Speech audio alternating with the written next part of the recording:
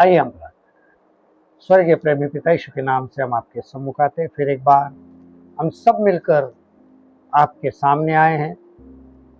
आपको धन्यवाद करते हैं, आपको प्रणाम करते हैं प्रभु जी। इस वक्त हम आपकी आज्ञाओं की ओर ताके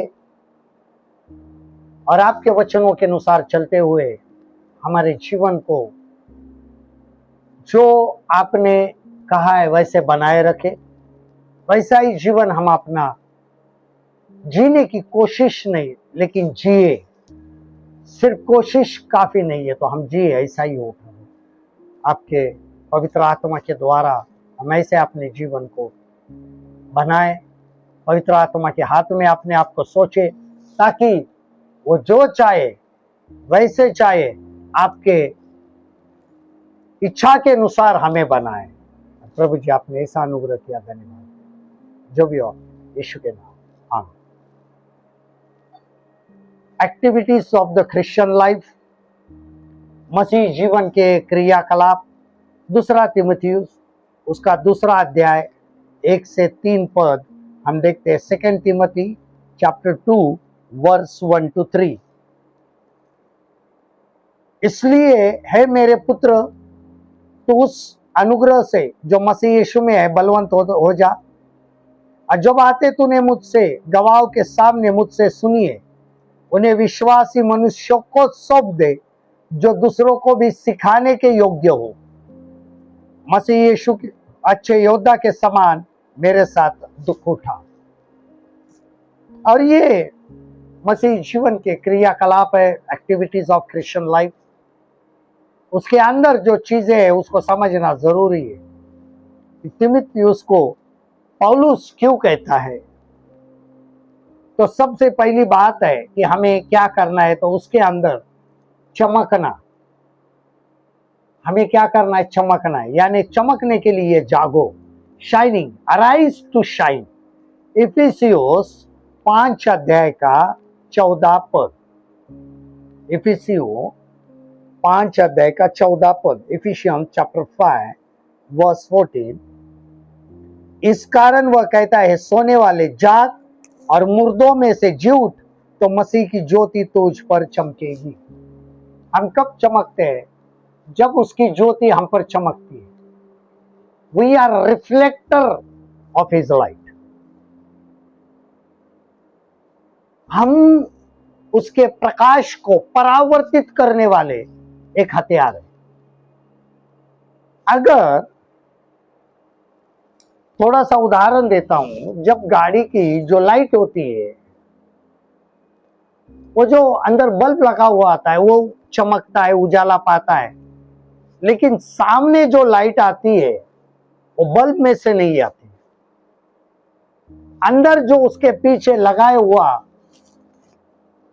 चांदी का या स्टील का कवर होता है, पतरा होता है, उसके ऊपर गिरती है और वो उस प्रकाश को कांच के द्वारा बाहर परावर्तित करता है, तो वो बहुत दूर तक जाता है, उजाला होता है। उसी प्रकार हमारे अंदर मसीह की जो ज्योति है जब चमकती है तो हम उस ज्योति को, उस प्रकाश को परावर्तित करते हैं। लेकिन उस गाड़ी के लाइट के पीछे जो पतरा है या जो भी चीज है, अगर वो खराब हो चुकी है, उसके ऊपर काई लगी है, जंग खाई है, तो प्रकाश बाहर नहीं आता है, उजाला नहीं फेंकता। उसी प्रकार हमारा जो ये जीवन है ना, कौन सा जीवन यहाँ पे कहाँ है कि इफिसियोस में कहाँ है, क्या कहता है वो? सोने वाले और मुर्दों में से जी उठ। ये जो जीवन है, मुर्दा सा, आत्मिक मुर्दापन, स्पिरिचुअल डेडनेस, ये परमेश्वर, जीवते परमेश्वर का प्रकाश जो है उसको परावर्तित नहीं कर सकता है। उसके लिए हमें साफ होना पड़ेगा, जागना पड़ेगा, फ्रेश होना पड़ेगा, तभी वो आगे परावर्तित हो सकता। इसके लिए क्या है? Arise to shine. Arise to shine. Shining, चमकना है। सबसे पहली बात, मसीह जीवन में हमें चमकना बहुत जरूरी है। इसके लिए उसने चेलों को कहा कि तुम जगत की ज्योति हो, उजाला हो, क्योंकि तुम मेरे उजाले को परावर्तित करने वाले हो, वो ज्योति लेके जाने वाले तुम हो। यू आर लाइट बेयरर, मेरा उजाला परिधान करके लोगों को बचाने जाओ, चमको। मसीह लोग आज चमक नहीं रहे, एक अंधेरेपन में गुम है, मुर्दा सा जीवन जी रहे। तो यहां पर हमें चमकना बहुत जरूरी होता है, ये पहला है। दूसरी बात है दौड़ना, दौड़ना, जीतने के लिए दौड़ना, रनिंग, रनिंग टू विन। पहला कुरिन्थियों 9 अध्याय, पहला कुरिन्थियों 9 अध्याय 24 से 27, 24 to 27, 1 Corinthians chapter 9 verse 24 to 27। क्या तुम नहीं जानते कि दौड़ में तो दौड़ते सभी है, परंतु इनाम एक ही लिया जाता है। तुम वैसे ही दौड़ो कि जीतो। हर एक पहलवान सब प्रकार का संयम करता है, वो तो एक मुरझाने वाले मुकुट को पाने के लिए यह सब करते हैं, परंतु हम तो उस मुकुट के लिए करते हैं जो मुरझाने का नहीं। इसलिए मैं तो उसी रीति से दौड़ता हूं, परंतु लक्ष्यहीन नहीं। मैं भी इस रीति से मुक्कों से लड़ता हूं, परंतु उसके समान नहीं जो हवा पीटता हुआ लड़ता है, परंतु मैं अपनी देह को मारता, कूटता और वश में लाता हूं, ऐसा न हो कि औरों को प्रचार करके मैं आप ही किसी रीति से निकम्मा ठहरूं। दौड़े, इस मसीह जीवन में दौड़ना है, दौड़ना है, दौड़ना है, लेकिन फाइट भी करनी। ऐसा नहीं है कि अकेले ही दौड़ रहे, रोकने वाली चीजें बहुत है, उसके साथ हमें युद्ध करना है, कुश्ती लड़ना है, हवा में नहीं। वो कहता है मैं हवा में मुष्टि प्रहार नहीं करता हूं। जहां पे ऑब्जेक्ट है, इसको क्या कहा जाता है, ऑब्जेक्ट होना चाहिए। एक मसीह जीवन दौड़ने का है और युद्ध भी करने का है। सामने ऑब्जेक्ट भी होना चाहिए, विरोध भी होना चाहिए। अकेले ही दौड़ेंगे तो पुरस्कार नहीं पाओगे, शैतान पीछे खींचने वाला होता है। तो हमें दौड़ना है, पुरस्कार भी पाना है। हम आलसी हो चुके हैं, हमारे जवान जो है ना, आलसी, देखो, बेगैरत, मैं कहूंगा इनको बदनसीब है, क्योंकि मसीह के लिए दौड़ने के लिए इस शरीयत में उतरते नहीं है। निकम्मा बना के रखा है शैतान ने आज के जवान लोगों को।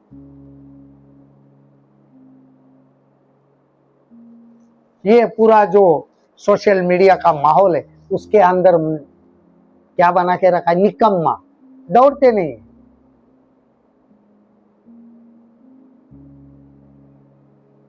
इलेक्ट्रॉनिक गेम के ऊपर गेम, दौड़ की गेम करेंगे, लेकिन खुद नहीं दौड़ रहे मसीहत में। क्या पुरस्कार पाने वाले, ऐसे दौड़ो कि पुरस्कार पाओगे। जो कुश्ती लड़ता है वो तो मुरझाने वाले पुरस्कार के लिए, हार के लिए करता है। पौलुस कहता है मैं न मुरझाने वाले हार के लिए दौड़ता हूं, कुश्ती करता हूं, जो अनंत काल का जीवन है। क्या हमारे बच्चे दौड़ रहे, जवान दौड़ रहे?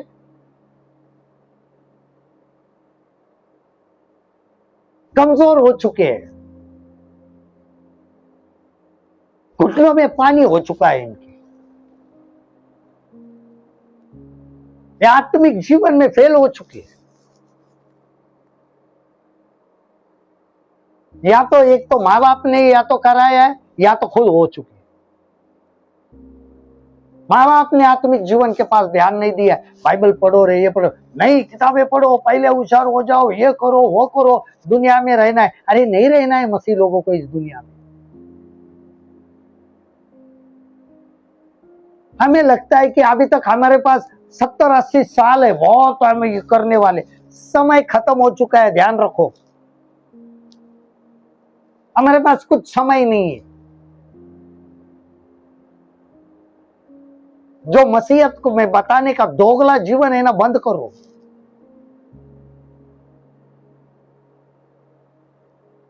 क्या हम मसीह तो है लेकिन है ही नहीं, मसीह है लेकिन है नहीं, जिंदा दिखते हैं लेकिन है नहीं, हम जिंदा लाश है, दौड़ते ही नहीं, बैठे पसरे एक जगह पे बैठते तो उठते नहीं। आजकल के बच्चे लोग, जवान लोग तो बिल्कुल नहीं, आलसी हो गए मसीह जीवन। उनको लगता है हम क्वायर में खड़े हो गए तो कुछ क्वायर में खड़े रहने वाले आए, उनको लगता है हो गया हमारा। बाकी का जीवन आराधना के दिन का दिन खत्म होने के बाद में, उनका क्वायर खत्म होने के बाद में, वो सीधा आराधना के 7वें दिन फिर से जागते। 6 दिन जो है ना मुर्दे, कुछ नहीं करते। क्या एक्टिविटीज है। कभी कभी बुजुर्ग भी ऐसे हो जाते, उनको बुजुर्ग भी कभी कभी कलीसिया में ऐसे जवान लोगों को काम करने नहीं देते। नहीं तुमको नहीं आता, अरे तुम सिखाओगे तो आएगा ना, तुम खुद तो सीखे नहीं, दूसरों को सिखाते नहीं, छोड़ो ना कुर्सियां।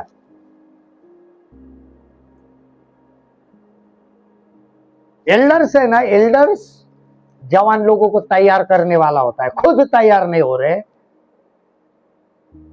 मरने तक कुर्सी छोड़नी नहीं है, कमिटी में बना रहना है, फिर वो बोलेंगे नहीं करना है। दोनों भी गलत है, जवान भी और बुजुर्ग, तैयारी नहीं है। तो दौड़े दौड़े शरीयत में, दौड़े उतरो मैदान में, परमेश्वर के लिए काम करना शुरू करो, प्रार्थना करो, प्रार्थना में लगे रहे, उपवास करो, दौड़ो, तब पुरस्कार। तीसरी बात, सहायता करना, सहायता करने वालों की सहायता, परेशानों की संकट में सहायता करना, हेल्पिंग, हेल्पिंग टू सकोर, फिलिपियो 4:3, फिलिपियंस 4:3। हे सच्चे सहकर्मी, मैं तुझसे भी विनती करता हूं कि तू उन स्त्रियों की सहायता कर, क्योंकि उन्होंने मेरे साथ सुसमाचार फैलाने में क्लेमेंस और मेरे अन्य सहकर्मियों समेत परिश्रम किया, जिनके नाम जीवन की पुस्तक में लिखे हुए। कितनी बड़ी बात पौलुस कर रहा है। आजकल हम किसकी गारंटी दे भाई कि उनके नाम जीवन की पुस्तक में लिखे हैं, वो काम कर रहे हैं, सहायता कर रहे हैं। अरे ऐसे कोई विश्वासी है ही नहीं है। पौलुस एक कितनी गारंटी के साथ परिश्रम, क्योंकि उन्होंने परमेश्वर के लिए काम करने के लिए देखा है, करते हुए देखा है, जिनके नाम जीवन की पुस्तक में लिखे हुए। कितनी बड़ी बात है। हम क्या कर रहे हैं? पहले ही मैंने कहा था, दौड़ नहीं रहे, दौड़ेंगे तो सहायता करेंगे ना दूसरे की। बैठे सामने वाला गिर रहा है, देख रहे हैं, गिर, मेरे को क्या करना है, गिर रहा है तो गिरने, लेकिन प्रार्थना में उठाओ। आत्मिक जीवन में गिर रहा है तो समझाओ, उठाओ, हाथ दो और उसको लाया इस पे लाओ, रास्ते पे लाओ, सहायता करो। एक हर किस्म की सहायता होती है, आत्मिक रीति से होती है, हमारे जीवन में जरूरत की चीजें होती है, उसके द्वारा भी सहायता होती है। जरूरतमंदों को दो। हमारी सबसे ज्यादा जरूरत जो है, जो सांसारिक नहीं है, आत्मिक है।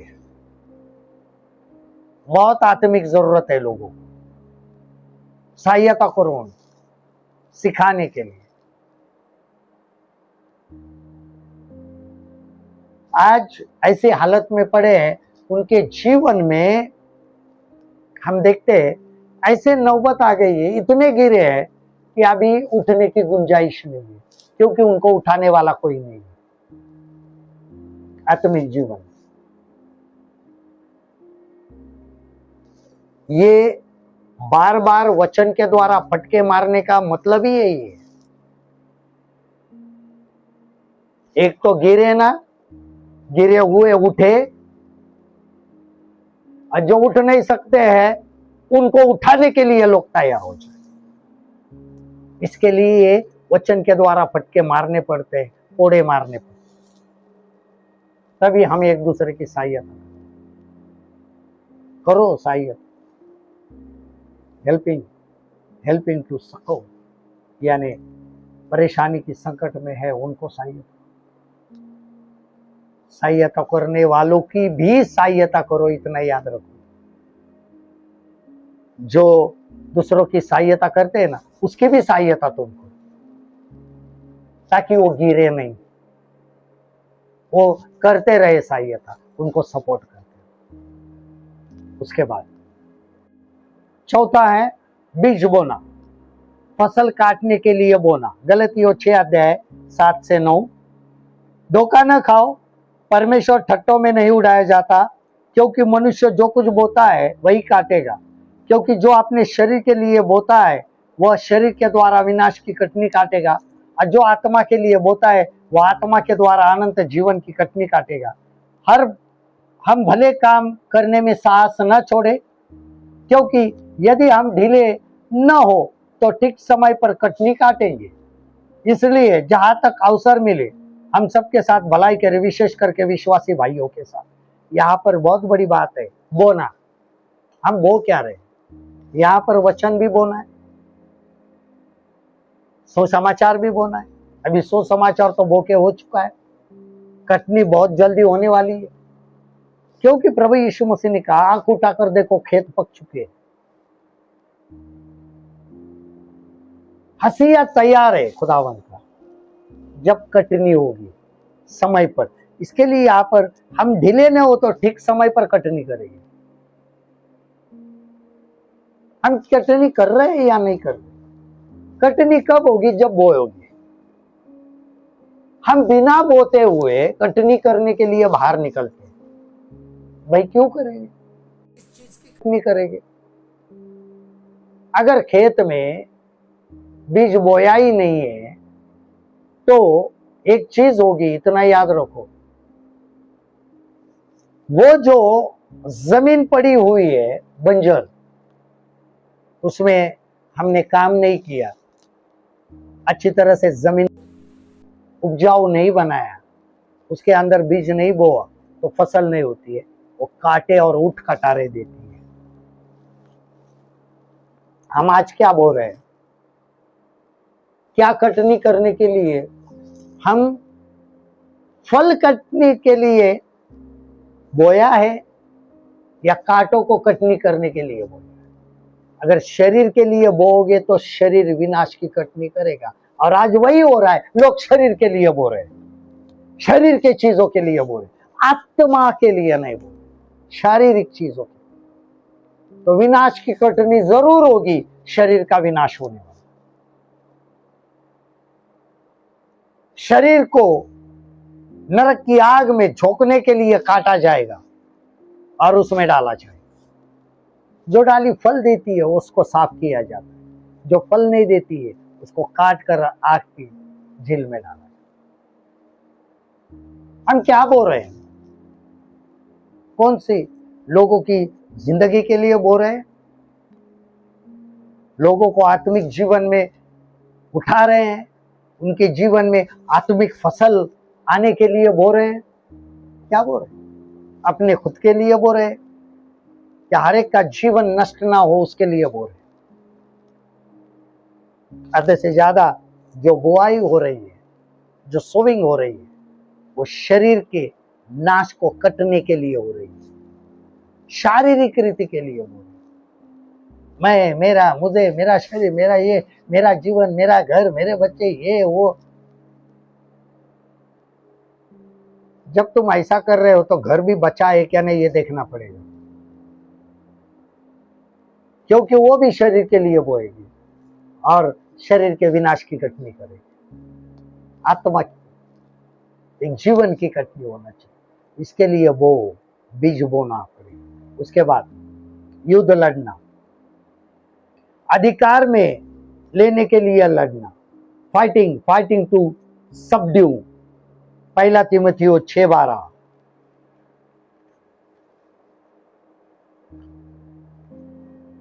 पहला तीमुथियुस 6:12, 1 तिमोथी 6:12। विश्वास की अच्छी कुश्ती लड़ और उस अनंत जीवन को धर ले जिसके लिए तू बुलाया गया और बहुत से गवाहों के सामने अच्छा अंगीकार किया था। बहुत जरूरी, अधिकार में लेने के लिए लड़ना है। लड़ाई क्या है?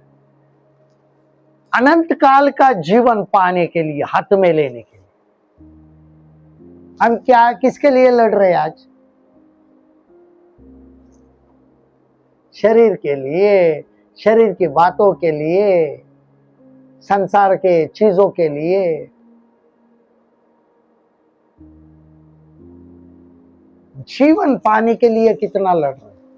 जीवन के अंदर जाने के लिए कितना लड़ रहे हैं? अनंत काल का जीवन क्या हमने अधिकार में लिया है? क्या हमने उसको पाया है? आज हमारे जीवन के लिए बहुत जरूरी युद्ध लड़, यह आत्मिक युद्ध है। इसको आपको हमेशा लड़ते रहना और उसके लिए हमेशा तैयार भी रहना है, जागते रहो। युद्ध करने वाला कभी सोता नहीं है, वो हमेशा सजग रहता है, तैयार रहता है, अपने हथियार पहने हुए, अपने युद्ध के वस्त्र पहने हुए।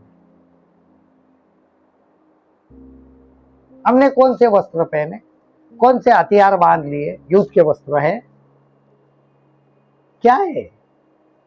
क्या अधिकार में लिए? आपने हासिल किया है वो चीज। यहाँ पे पौलुस कहते विश्वास की अच्छी कुश्ती लड़ और अनंत जीवन को धर ले, कब्जा कर ले उस जीवन पर, उस जिंदगी पर कब्जा कर, कब्जा अधिकार कर। Yes, this is my life, eternal life. कब्जा कर ले, पाले। उस जीवन तक पहुंचने तक आपको शैतान के साथ युद्ध लड़ना पड़ेगा, रुकावटें आएगी।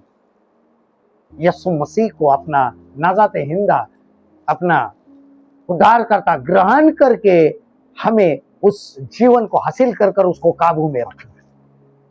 इसके लिए शैतान यीशु को ग्रहण करने ही नहीं देता है।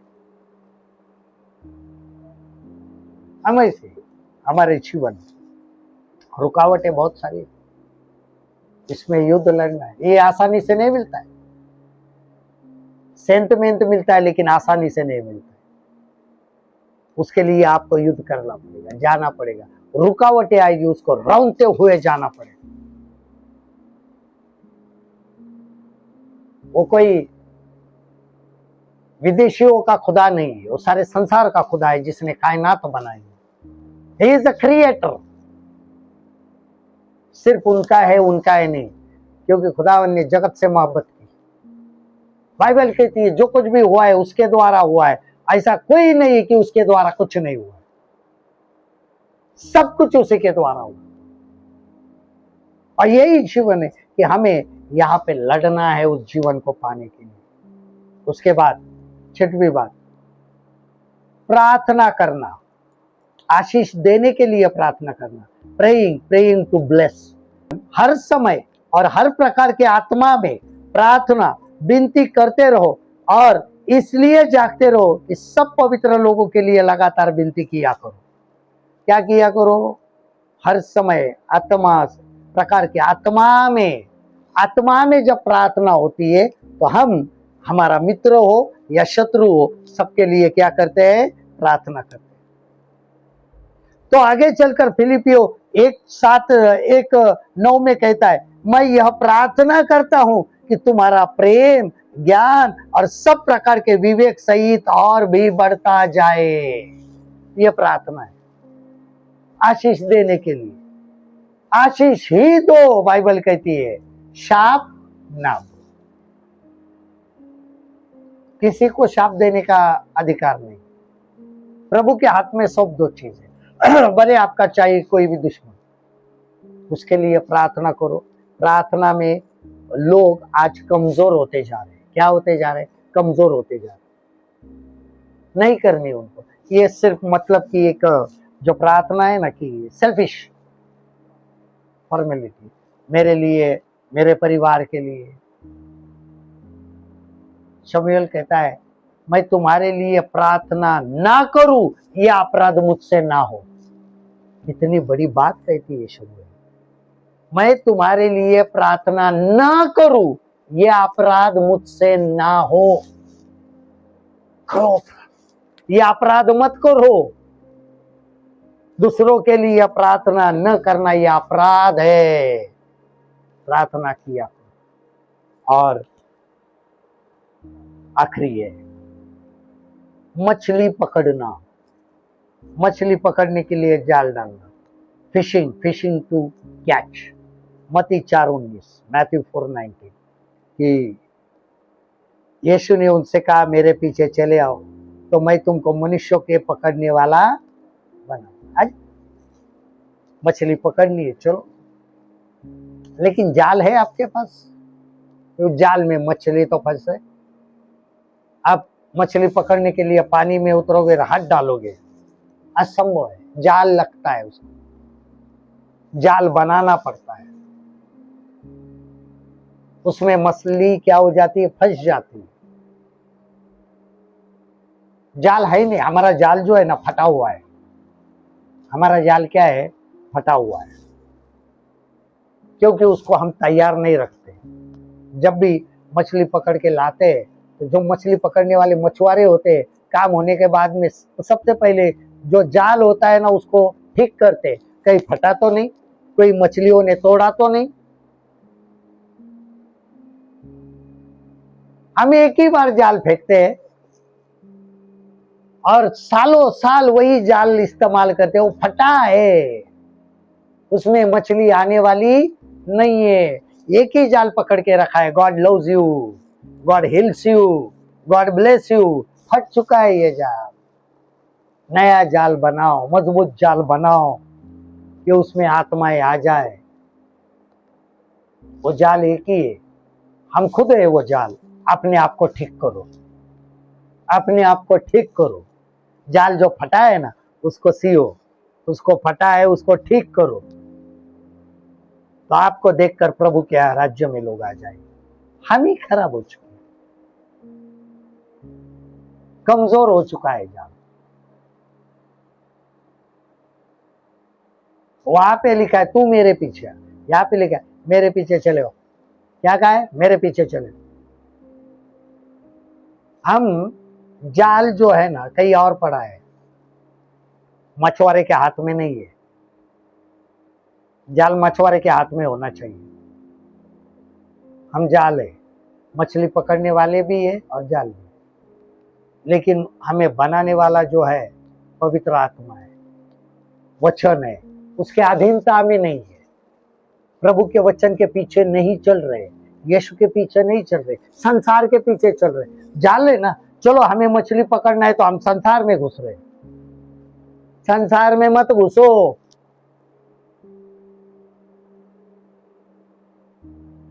जाल खुद ब खुद खराब हो जाएगा। उसके पीछे चलो तो जाल तैयार रहेगा। और यही है 8 क्रियाकलाप है मसीह के। 7 क्रियाकलाप है ये हमारे जीवन में। मसीह जीवन के क्रियाकलाप ये 7 है। ये हमें हर हाल में निभाने हैं, रोजाना निभाने, तभी हम बने रहे। आइए हम प्रभु धन्यवाद देते, आपकी महिमा करते हैं, आपके नाम को ऊंचा उठाते हैं। फिर एक बार हम सब मिलकर आपको दंडवत करते, आपको प्रणाम करते।